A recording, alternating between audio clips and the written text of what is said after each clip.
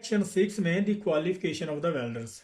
तो वेल्डर की जो क्वालिफिकेशन है उसको चेक करते हैं। This section cover aspect relating to the testing for the single and multiple qualification of the welder for the visual examination entity and mechanical testing.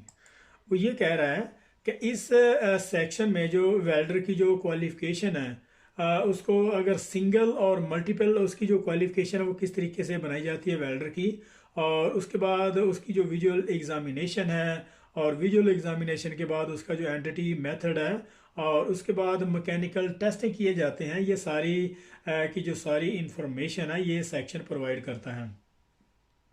उसके अलावा number 7 में सेक्शन 7 उस this section give information applicable to all aspect of field production weldings covering such elements such as acceptable weathers and site condition. तो इस section में जो जितनी भी फील्ड की जो प्रोडक्शन है वेल्डिंग के हवाले से, जितनी भी फील्ड में जो प्रोडक्शन है उसको कवर करता है। और इसके अलावा जो अगर वेदर कंडीशन अगर सही नहीं है, वेदर मौसम अगर ख़राब है या कोई जो रेनिंग कंडीशन जा रही है या बहुत ज़्यादा विंड स्टॉर्म है, अगर हवा बहुत ज़्यादा चल रही है, तो उस हवाले से भी सारी की सारी इन्फॉर्मेशन देता है कि अगर हवा ज़्यादा चल रही है, विंड ज़्यादा है या रेनिंग कंडीशन कुछ इस तरह की है तो वेल्डिंग को किस मौके पर और कब स्टॉप करवाना है। और फील्डिंग में जितना भी जो प्रोडक्शन है उसके हवाले से इंफॉर्मेशन देता है। और सेक्शन 8 में the qualification of the inspectors and entity technicians, यहाँ तक।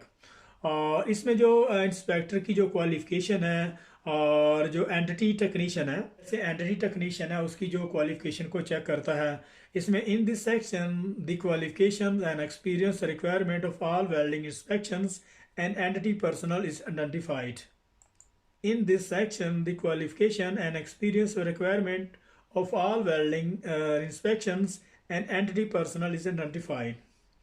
In this section, the qualification and experience requirement of all welding inspection and entity personnel is और उसके अलावा जो entity technician है उनकी qualification को चेक करना, ये सारी की सारी इंफॉर्मेशन देता है इस सेक्शन में।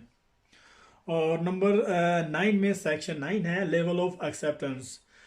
This section contains all relevant data for the inspector to evaluate the acceptance or rejection of identified welding imperfection through visual examination entity. Though this section contains all relevant data for inspector to evaluate the acceptance or rejection of identified welding imperfections through visual examination or entity, यहाँ तक।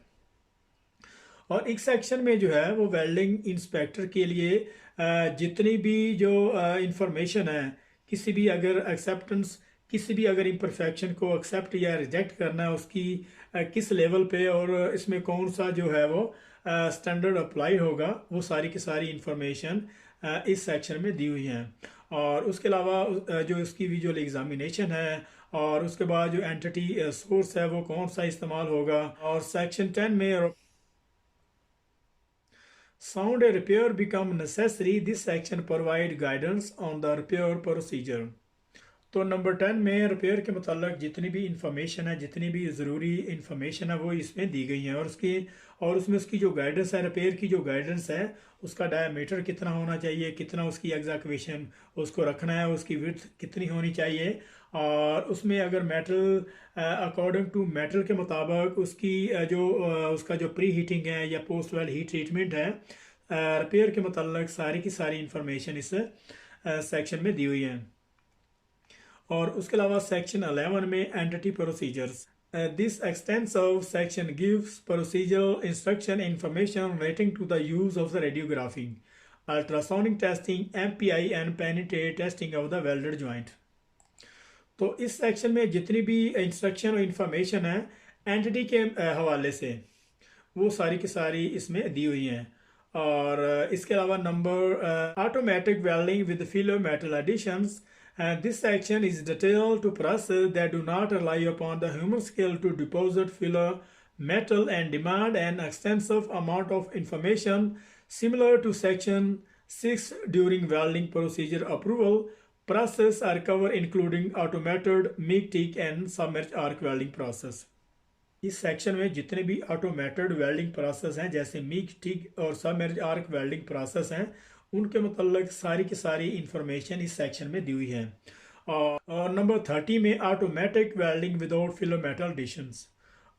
इस number 13 में जितने भी automatic welding है जिसमें filler metal के बगैर जो है मेटल को जो है वो उसको जो है ज्वाइन किया जाता है।